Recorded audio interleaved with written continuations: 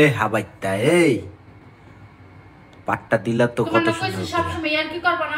এত সুন্দর করে পাত দিতে পারো তুমি?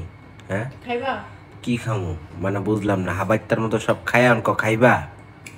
হ্যাঁ এটা কি ঠিক? কও তো এনে কি আছে দেই, এনে কি আছে দেই, কি আছে? হ্যাঁ এনে কি আছে? হ্যাঁ অনেকটি আছে না? এত বড় খারাপ তুমি? হ্যাঁ ঠিক আছে।